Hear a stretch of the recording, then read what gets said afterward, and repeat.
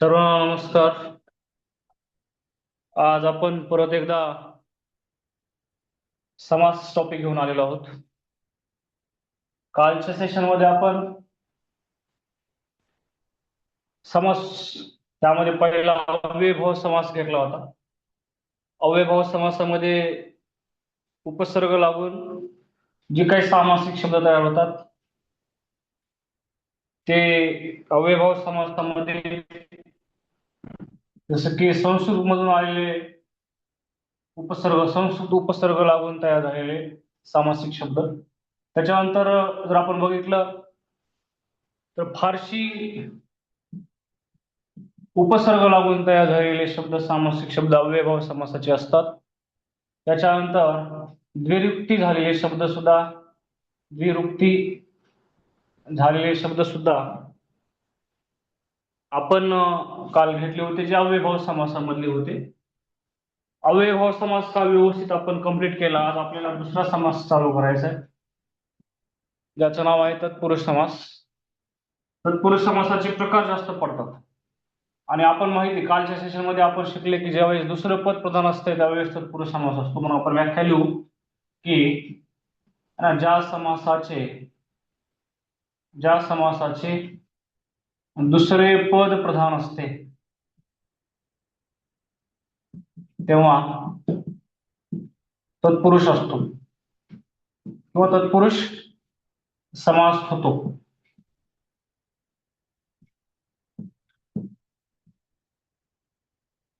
दुसरं पद प्रधान असते त्यावेळेस तत्पुरुष समास होतो. आता याचे प्रकार जास्त पडतात. त्यामध्ये पहिला जो प्रकार आहे ना, अव्ययभाव तत्पुरुष समासाचे प्रकार जे आहेत त्यामध्ये पहिला प्रकार आहे विभक्ती तत्पुरुष. है ना, विभक्ती तत्पुरुष. हा मी अगदी सोप्या पद्धतीने तुम्हाला सांगतो. किती सोपा आहे तो. आपण विभक्ती टॉपिक शिकला है ना, विभक्ती टॉपिक शिकला आपण. आणि विभक्ती टॉपिक मध्ये आपण सांगितलं की विभक्तीचे 8 प्रकार पडतात, है ना. प्रथमा, द्वितीय, तृतीय, चतुर्थी, पंचमी, षष्टी, सप्तमी आणि संबोधन. परंतु कारकार्थ 6 पडतात. कारकार्थ किती पडतात? 6. हा पण पॉइंट आपण काल म्हणजे पूर्वी आपण बघितलेला आहे.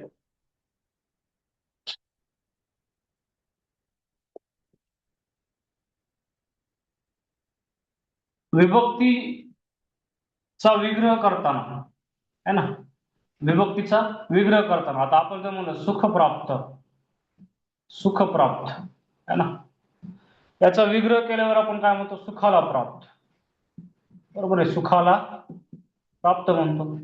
बरोबर आहे. कोणती विभक्ती वापरली बरं इथं विग्रहाच्या वेळेस?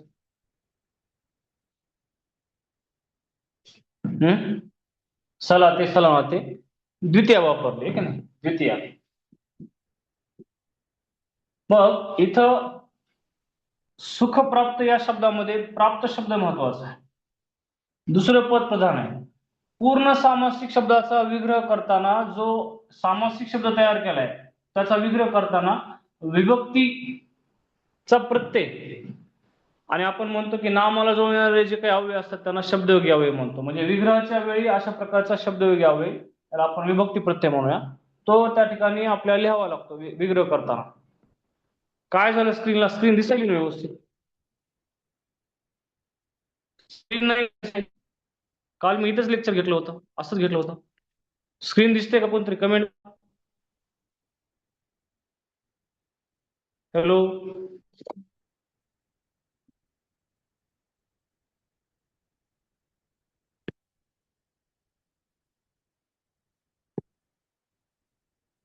कोणतरी कमेंट करा. काय झालं स्क्रीनला? दिसते ना प्रज्ञा मॅडम? स्क्रीन दिसते का व्यवस्थित?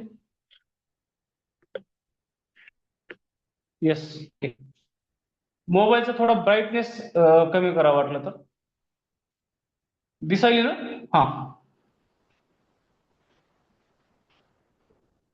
ओके. अस्पष्ट दिसते. एक मिनिट. ठीक आहे, ठीक आहे, एक मिनिट.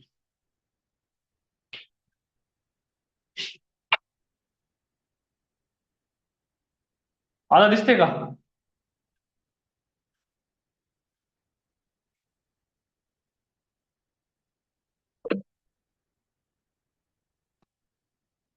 आता दिसते का स्क्रीन? ओके, चलो हा.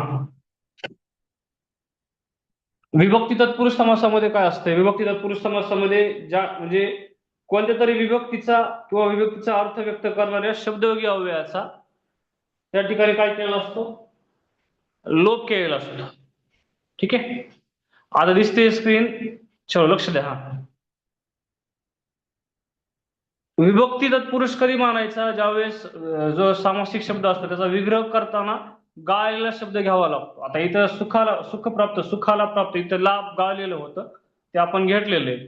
ठीक आहे, मी जर म्हणलो तुम्हाला दुःख प्राप्त, दुःखाला प्राप्त आहे ना, तिथं पण द्वितीय तत्पुरुष किंवा द्वितीय विभक्ती तत्पुरुष, इथं काय येणार आहे? द्वितीय तत्पुरुष येणार आहे. बघा, तत्पुरुष समासाचा पहिला प्रकार जो आहे, तत्पुरुष समासाचा पहिला प्रकार आहे विभक्ती तत्पुरुष. विभक्ती तत्पुरुष. इथं विभक्तीचा गाळलेला जो काही शब्द असतो तो विग्रहाच्या वेळी घ्यावा लागतो. दुसरं पद प्रधान असते याच्यात सुद्धा. ठीक आहे, याच्यात सुद्धा दुसरंच पद प्रधान असते. याच्यात सुद्धा आपण जर बघितलं तर सामासिक शब्द असा असतो की याचा विग्रह करताना गाळलेला विभक्तीचा प्रत्यय घ्यावा लागतो विग्रहाच्या वेळी. उदाहरणार्थ जर मी असं म्हणलं सुखप्राप्त, आता घेतला डबल घेऊ, सुखप्राप्त, याचा विग्रह काय होईल? सुखाला प्राप्त आहे ना, द्वितीय विभक्ती, द्वितीय तत्पुरुष किंवा द्वितीय विभक्ती तत्पुरुष म्हटलं तरी चालते.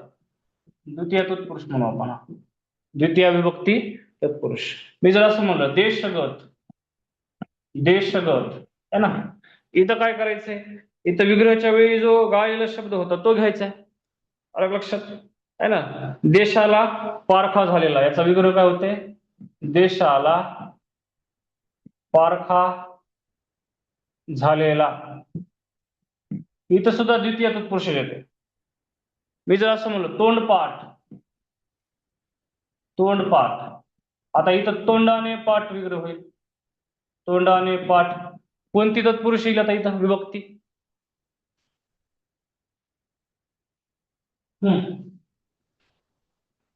तोंडाने पाठ विग्रह, विग्रह बरोबर आहे, परंतु विभक्ती कोणती येईल? तृतीय विभक्ती तत्पुरुष, द्वितीय विभक्ती तत्पुरुष, चतुर्थी विभक्ती तत्पुरुष, काही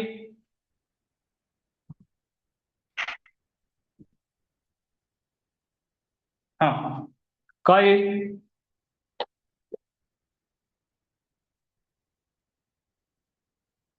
सांगा? इथं ने ने ने प्रत्यय आला होता ना इथं. इथं शब्द तयार करताना, सामासिक शब्द तयार करताना कोणता प्रत्यय गाळलाय? ने. मग ने एशी निशी कुठल्या विभक्तीचा प्रत्यय? तृतीया. म्हणून इथं म्हणावं लागेल आपला तृतीय तत्पुरुष, तृतीय तत्पुरुष. ओके, भक्तिवश, उदाहरण तुम्ही सांगा, हा विग्रह काय होईल? भक्तिवश, काय विग्रह होईल भक्तिवश?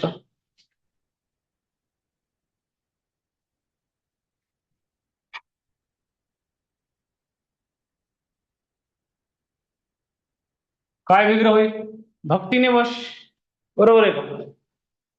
भक्तीने वश,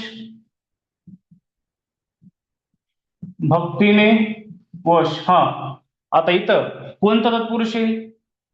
तृतीयच, तृतीयच, तृतीय तत्पुरुष. ओके, थोडस उदाहरण आणखी हटके वेगळं देऊ जरा आपण, थोडस उदाहरण वेगळं देऊ. तुम्हाला सांगायचं हा आता. भक्तीने वश बरोबर आहे, हा. चला एक उदाहरण तुम्हाला सोपं सांगा तुम्ही, हा. सेवानिवृत्त, सेवानिवृत्त, काय होईल विग्रह? आता इथे सेवेने विकृत किंवा निवृत्त किंवा सेवेला निवृत्त असं तर नाही करते ना.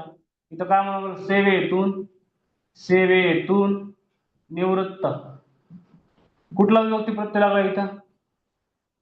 हा, इथं विभक्ती प्रत्यय लागलाय ऊन, ऊन होऊन, ऊन होऊन आहे ना, ऊन होऊन कुठल्या विभक्तीचे प्रत्यय आहेत? पंचमी. मग इथं म्हणावं लागलं आपल्याला पंचमी तत्पुरुष. पंचमी तत्पुरुष म्हणावं लागलं ना इथं. प्रज्ञा मॅडम, द्वितीय आणि चतुर्थीचा फरक मी त्यावेळेस पण सांगितलं विभक्ती टॉपिक शिकवताना. वाक्यात जर दोन कर्म असतील, वाक्यात जर दोन कर्म असतील तर अप्रत्यक्ष कर्माला लागलेला जो काही विभक्ती प्रत्यय असतो सलाते सलाते तो चतुर्थी असतो. बाकी सगळीकडे द्वितीय म्हणायची. हा, दोन कर्म असतील तर अप्रत्यक्ष कर्माला लागलेला सलाते सलाते चतुर्थीचा असतो, बाकी सगळा द्वितीय. हा, इथं काय असेल आता? सेवेतून ऊन होऊन प्रत्यय पंचमी तत्पुरुष. राजपुत्र. हा, राजपुत्र काय होईल वेगळं? वेगळं काय होईल राजपुत्रचा?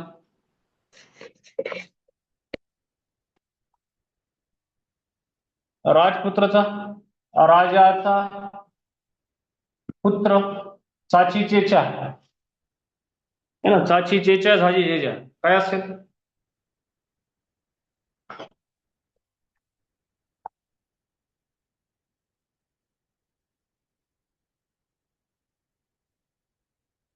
चाचीचेच्या षष्टी. षष्टी तत्पुरुष काय म्हणावं याला? षष्टी तत्पुरुष. कळालं का? तत्पुरुष समासाचा पहिला प्रकार विभक्ती तत्पुरुष. कळाला असेल है ना, विभक्ती तत्पुरुष आहे. चला आणखी एक उदाहरण घेऊ आपण. कला कुशल. कला कुशल.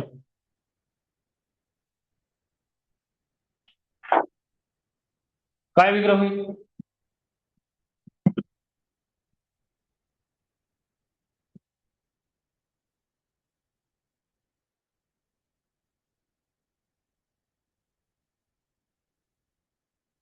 कलेतील कुशल म्हणावं लागेल किंवा कलेत कुशल म्हणावं लागेल. कलेत किंवा कलेतील है ना कुशल. आता तय्या कोणती विभक्ती आहे? सप्तमी. सप्तमी तत्पुरुष. सप्तमी तत्पुरुष. ओके, चलो एक उदाहरण आणखी घेऊ. घर धंदा. हा, घर धंदा काय होईल वेगळं? आता इथं कलेतील किंवा कलेत दोन्ही एकच. हा, तील आलं तरी सप्तमीच म्हणायचं, नाही तर इथं कलेतील है ना, कलेत कुशल है ना, कलेत कुशल किंवा कलेत कुशल एकच अर्थ होतो इथं, सप्तमी देत आहे. जसं इथं आहे घरात धंदा किंवा घरातील धंदा.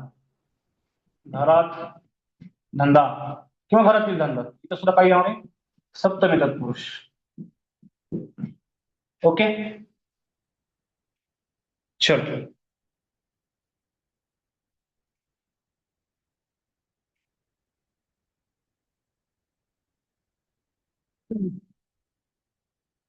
ठीक आहे, चलो. चला पुढचा प्रकार घेऊ. समजला असेल हा. तत्पुरुष समासाचा दुसरा प्रकार घेऊ आपण.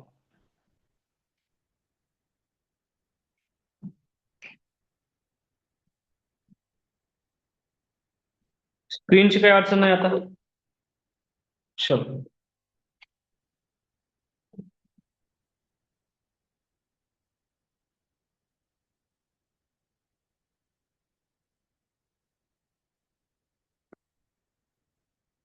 तत्पुरुष समासाचा दुसरा प्रकार घेऊ आपण. तत्पुरुष समासाचा दुसरा प्रकार उपपद किंवा कृदंत तत्पुरुष. आता तुम्हाला एक प्रश्न विचारतो मी.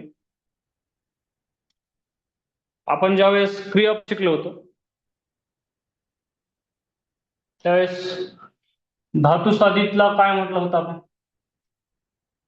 धातू साधितला काय म्हटलं होतं? असं व्हाईट बोर्डवर शिकवूनच घेतलं होतं मी क्रियापद टॉपिक. सांगा, धातू साधितला काय नाव आहे दुसरं?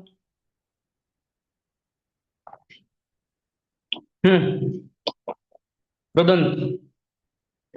बरोबर आहे ना? धातू साधितलाच काय म्हटलंय? कृदंत आणि धातू साधित एकच. बरोबर आहे. बघा, ज्या समासाचे, लक्ष देऊन ऐका आता, ज्या समासाचे दुसरे पद प्रधान असते व ते कृदंत असते. कृदंत कृदंत असते. काय असते?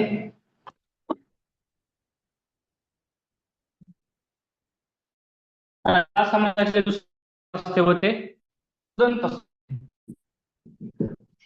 तेव्हा तेथे कृदंत तत्पुरुष असतो. किंवा यालाच आपण काय म्हणायचं? उपपद म्हणायचं. बघा उदाहरणार्थ लगेच कळणार आहे तुम्हाला. मी तुम्हाला शिकवलं होतं खाणारा, पिणारा, जाणारा, येणारा, बसणारा, रडलेली, रडलेला, झोपलेली, झोपलेला, शिकलेला, है ना, लेला, लेली, लेल्या, नारा, नारी, नारे, नाऱ्या, असे प्रत्येक क्रियापदाला लागले की ते धातू साहित्य असते, है ना. क्रियापदाच्या मूळ रूपाला आपण धातू म्हटले. खा, खाणारा म्हटलं की, खाणारा म्हटलं की धातू साहित्य, है ना. करणारा, है ना, कर मूळ धातू, करणारा धातू साधित, केले क्रियापद. तसं आता उदाहरणार्थ समजा मी जर असं म्हणलं ग्रंथकार, ग्रंथकार, बरोबर. काय विग्रह होईल ग्रंथकारचा? दुसरं पद प्रधान पाहिजे आणि दुसरं पद धातू साधित पाहिजे, बरोबर आहे. ग्रंथकार म्हणल्यावर आपण जर म्हटलं ग्रंथ करणारा, दुसऱ्या पदाचं धातू साहित्य झालं करणारा, है ना. म्हणून इथं काय असणार आहे? कृदंत तत्पुरुष असणार आहे. कृदंत तत्पुरुष. कळलं का तुम्हाला? दुसरं दुसरं पद काय असणार आहे? धातू साहित्य असणार आहे. दुसरं पद काय असणार आहे? धातू साहित्य असणार आहे दुसरं पद. ठीक आहे. आता बघा असं म्हणलं नीरज, हे आले उदाहरण जास्त. नीरज, काय विग्रह होईल नीरजचा? नीरज म्हणजे निरात जन्मणारा विग्रह. निरात जन्मणारा, आलं काय? नारा, नारा, नारी, नारे, नाऱ्या, लेला, लेली, आलं. पण दुसरं पद प्रधान पाहिजे, त्यावेळेस कृदंत तत्पुरुष होतं. इथं सुद्धा कृदंत तत्पुरुष असणार आहे. ठीक आहे. चला दोन उदाहरण तुम्ही सांगा.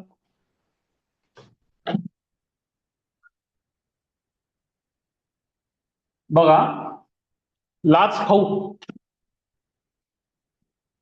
लाच खाऊ काय विग्रह होईल? हा, लाच खाऊ काय विग्रह होईल?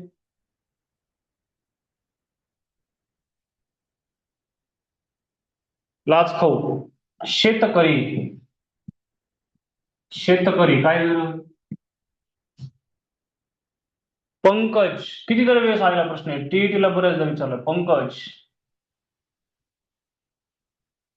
पंकज. इथं कंसात येतं जमते नारा, तर ते आपल्याला ट्रिक्स म्हणून, ट्रिक्स. काय ट्रिक्स आहे इथं? की नारा प्रत्यय. ठीक आहे. हा, लाच खाऊ, शेतकरी, पंकज, है ना, आग लाव्या, आग लाव्या, मार्गस्थ, मार्गस्थ. ठीक आहे.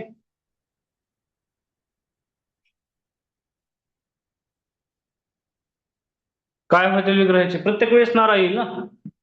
लाच खाऊ, लाच खाणारा, शेतकरी,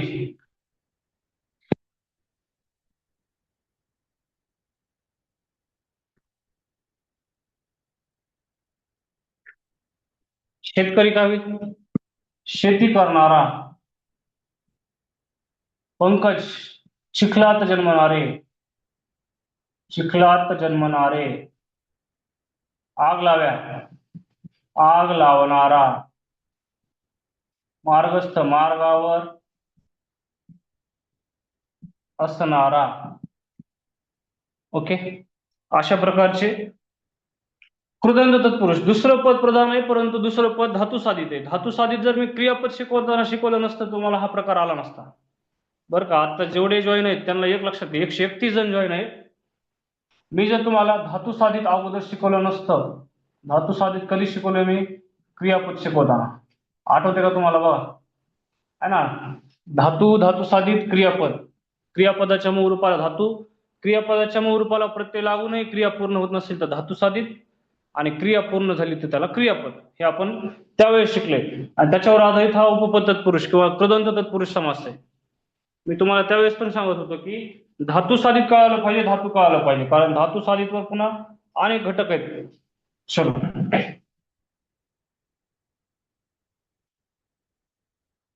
समजला ना हा प्रकार? पुढचा घ्यायचा, समजला का हा प्रकार? तत्पुरुष समासाचा तिसरा प्रकार घेऊ आपण. चलो, ओके, तिसरा प्रकार घेऊया. हा प्रकार सोपा होता, अगदी सोपा होता. ठीक आहे. अच्छा, आता काय करू? तिसरा प्रकार घेऊ, नत्र तत्पुरुष. इथं काय असतंय?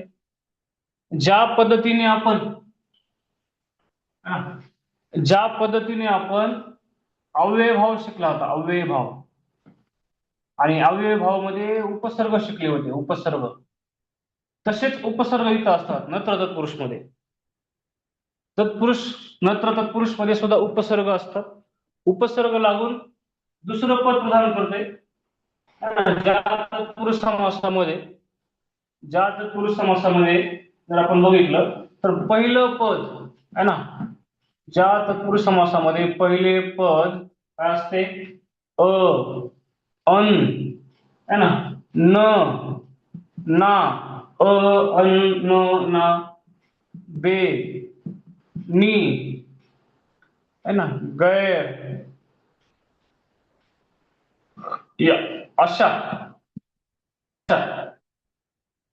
निषेध दर्शक, निषेध दर्शक, है ना, उपसर्गाने सुरू होते, उपसर्गाने. नत्र म्हणजे निगेटिव्ह, है ना, निषेध दर्शक उपसर्गांनी काय होते? सुरू होते. पहिले पद, हा, पहिले पद, आणि दुसरं पद तर प्रधान आहे, है ना, दुसरे पद तर काय आहे? प्रधान असते. तेव्हा आणि नत्र तत्पुरुष होतो, तत्पुरुष होतो. आता बघा, तुम्हाला आणखीन एक गोष्ट सांगतो याच्यावर. कृदंत तत्पुरुष मध्ये नारा, नारी, ना किंवा नारा प्रत्येक वेळेस आले.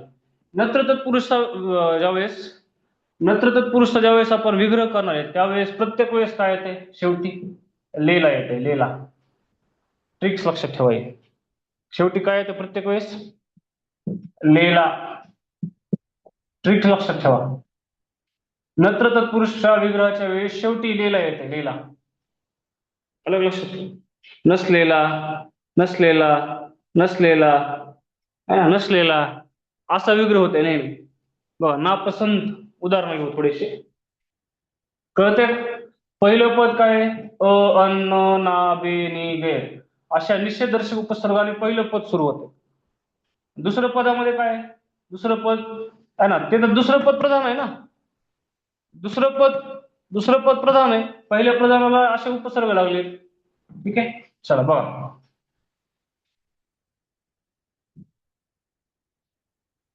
उपसर्ग राहू द्या, हे उपसर्ग लागून अशा प्रकारचे शब्द तयार होतात. नापसंत, नापसंत, का होईल विग्रह नापसंतचा? पसंत नसलेला, है ना, पसंत नसलेला. अहिंसा, अहिंसा, काय होईल विग्रह? हिंसा नसलेला, है ना. अनादर, अनादर. आता अनादरचा विग्रह काय होईल? असं करतील काही जण, है ना, नादर नसलेला, असं होईल का विग्रह? काय होईल अनादरचा विग्रह? हा, निरोगी, रोग नसलेला. ओके, निरोगी, रोग नसलेला. मला हे सांगा, अनादरचा विग्रह काय होईल? का नादर नसलेला? आदर नसलेला असा होईल. ठीक आहे, आदर नसलेला असा होईल. अयोग्य. अयोग्य. योग्य नसलेला आहे ना. अयोग्य, योग्य नसलेला. बेसावध. बेसावध. सावध नसलेला है ना. सावध नसलेला. ठीक आहे. ओके.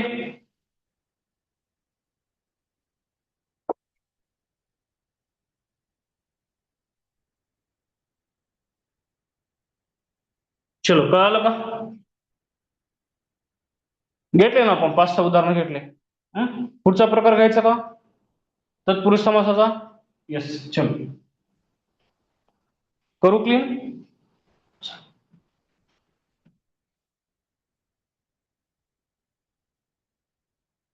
सगळ्यात महत्वाचा जो समासाचा प्रकार आहे, जो तत्पुरुष समासाचा प्रकार आहे, कर्मधार आहे. आणि कितवा प्रकार आहे हा? पहिला कोणता घेतला आपण? विभक्ती तत्पुरुष. बरोबर.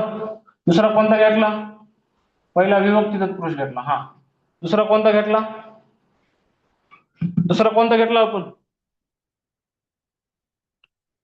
विभक्ती त्याच्यानंतर कृदंत. त्याच्यानंतर आता कोणता घेतला? नत्र. ठीक आहे. आता आपल्याला घ्यायचं आहे कर्मधारय नंबर 4. कोणता समास घ्यायचा? कर्मधारय समास. कर्मधारय समास. बघा, ह्याचं उदाहरण अगोदर घेतो, व्याख्यानंतर सांगतो. ठीक आहे.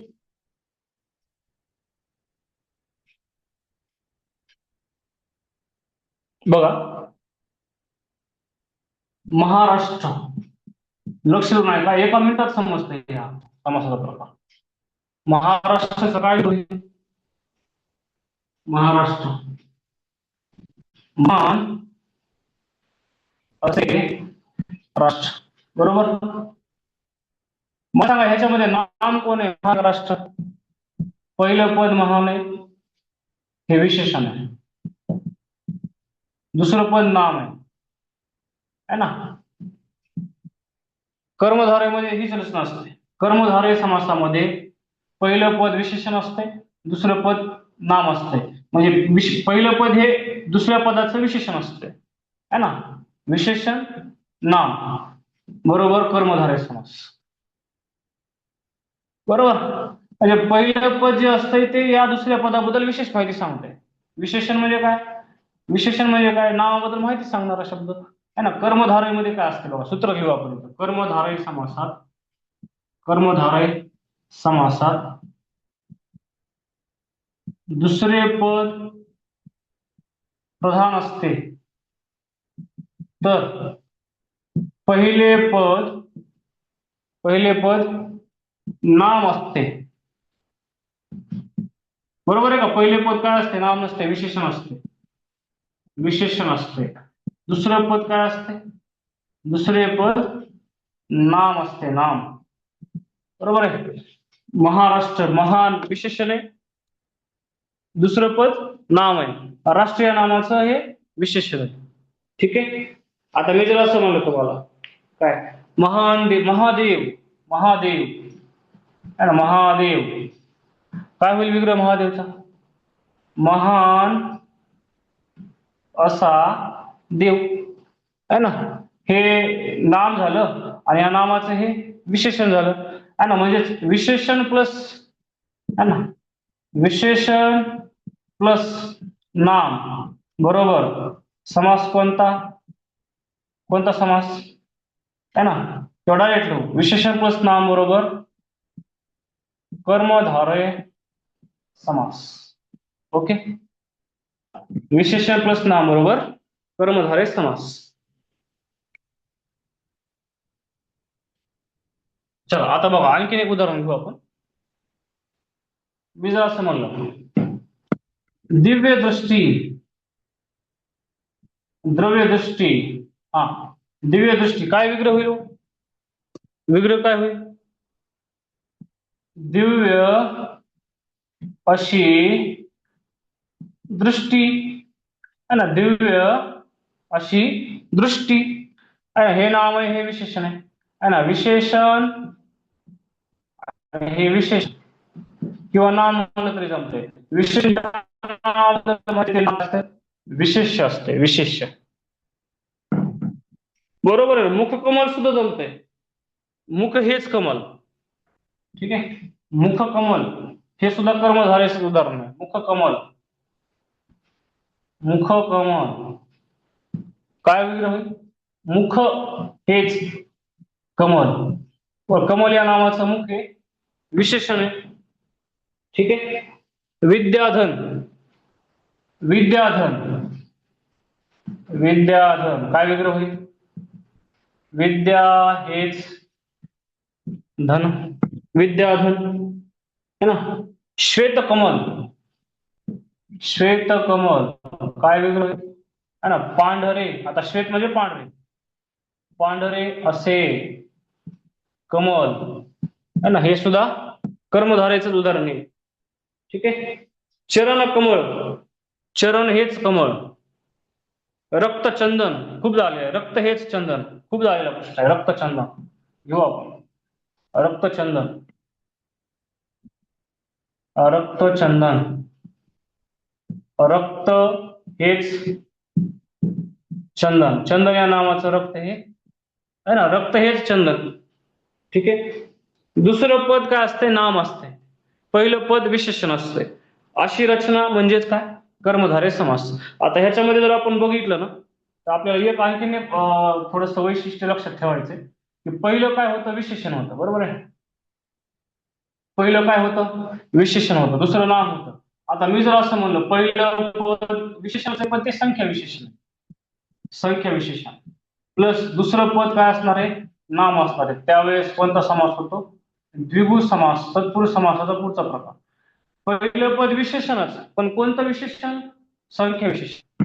लक्षात. फक्त इथं भूमितीय अक्षर जर असतील, पंचकोन षटकोन ते नाही, संख्या पाहिजे. द्विगु समास म्हणजे काय? पहिलं पद संख्या विशेषण असणं, दुसरं पद नाम असणं, याला काय म्हणायचं? द्विगु समास. ठीक आहे. द्विगु समासाची व्याख्या बघा, डबल आहे का? ज्या कर्मधारयाचाच प्रकार आहे द्विगु समास. लक्षात. द्विगु समास हा कर्मधारयाचाच प्रकार आहे, पण तो सेपरेट शिकवला होता तत्पुरुष समासामध्ये. ज्या कर्मधारय समासातील पहिलं पद संख्या विशेषण असतंय, दुसरं पद जे असतंय ते नाम असतंय है ना, असं बनलेला जो काही सामासिक शब्द असतो त्याला आपण द्विगु समास म्हणतो. ठीक आहे. उदाहरणार्थ बघा, नवरात्र, नवरात्र है ना, इथं रात्र नाम आहे, नव विशेषण आहे, संख्या विशेषण आहे. विग्रह काय होईल?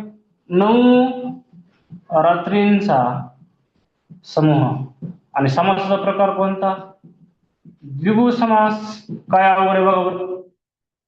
द्विगु समासामध्ये काय अवघड? काहीच अवघड नाही. संख्या विशेषण असते पहिलं पद.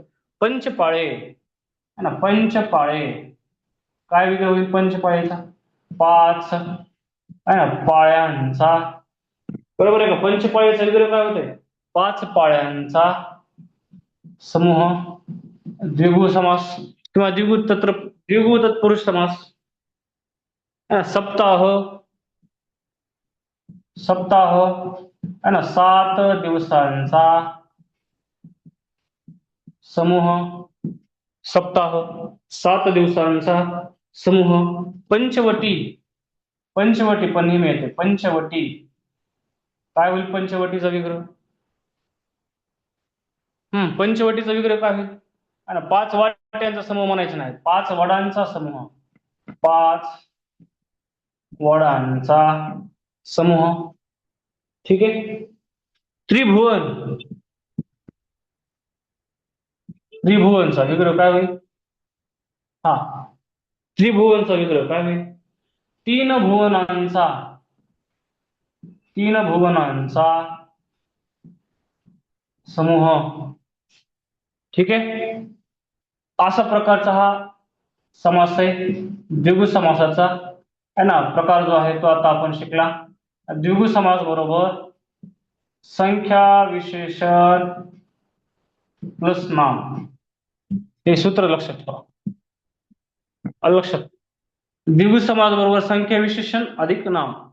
कर्मधारय नुसतं विशेषण अधिक नाम आलं लक्षात? नत्र तत्पुरुष शेवटी लिहिला आणि पहिलं पद निषेध दर्शक अ नि ने बे बिन. त्याच्या अगोदर आपण जे शिकलो कृदंत तत्पुरुष नारा प्रत्यय शेवटी आणि दुसरं पद धातू साधित. पहिला प्रकार शिकला विभक्ती तत्पुरुष, तिथं विभक्ती गाळलेली असते ती विग्रहाच्या वेळी घ्यावी लागते. असे आपण तत्पुरुष समासाचे वेगवेगळे प्रकार आज शिकले आहेत. खरं तर हा जो प्रकार आहे द्विगु समास हा कर्मधारेचा प्रकार मानला जातो. कर्मधारे हा तत्पुरुष समासाचा प्रकार आहे. ठीक आहे, कळलं का? ओके, चलो एक उदाहरण एक प्रकार घेऊ आणखी आणि मग थांबूया. मध्यम पदलोपी समास.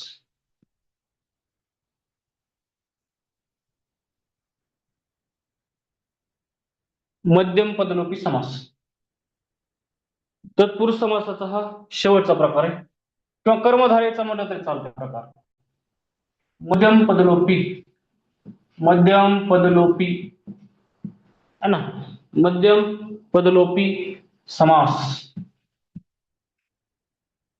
बघा आता इथं काय असतंय, दोन पद असतात ना, दोन्ही पदांचा विग्रह करताना आहे ना, मधले पद म्हणजे दोन शब्द ज्यावेळेस जोडले त्यावेळेस एक मधला शब्द गाळलेला असतो विग्रह करताना, दोन्ही पदांचा विग्रह करताना, किंवा असं म्हणूया आपण सामासिक विग्रह करताना मधले पद आहे ना घ्यावे लागते, म्हणजे सामासिक शब्द तयार करताना मधलं पद आहे ना लोप केलं जाते, मधलं पद लोप केलं लोपी आहे ना, मध्यम पद मधले पद लोप केलं जाते आणि सामासिक शब्द तयार केला जातो, पण विग्रहाच्या वेळी तो घ्यावा लागतो. उदाहरणार्थ बघा कसं, साखर भात. बघा इथं जर आपण म्हटलं साखर भात,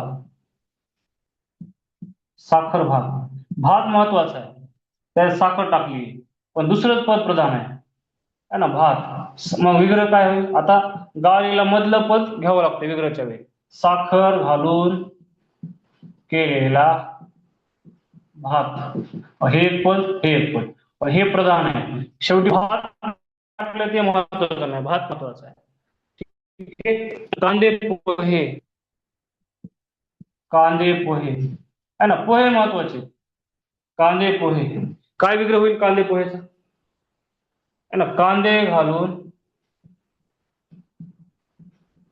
केलेले पोहे, त्याला म्हटलं होतं कांदे पोहे. त्याच्यानंतर आपण घेऊ शकतो चुलत सासरा. चुलत सासरा इथं काय असतंय, मध्यम पदलोपीमध्ये एकतर पदार्थ असतात किंवा नाते असतात, नाते संबंधी पदार्थवाचक किंवा नाते संबंधी सामासिक शब्द असतो. हा महत्वाचा पॉईंट आहे, खाद्यपदार्थ, विशेषतः खाद्यपदार्थ म्हणा, खाद्यपदार्थ व नाते. आता चुलत सासरा काय होईल विग्रह, नवऱ्याचा चुलता या नात्याने सासरा है ना. त्याच्यानंतर आपल्याला सांगता येईल पुरणपोळी, पुरण घालून तयार केलेली पोळी, त्याला पुरणपोळी म्हणतो.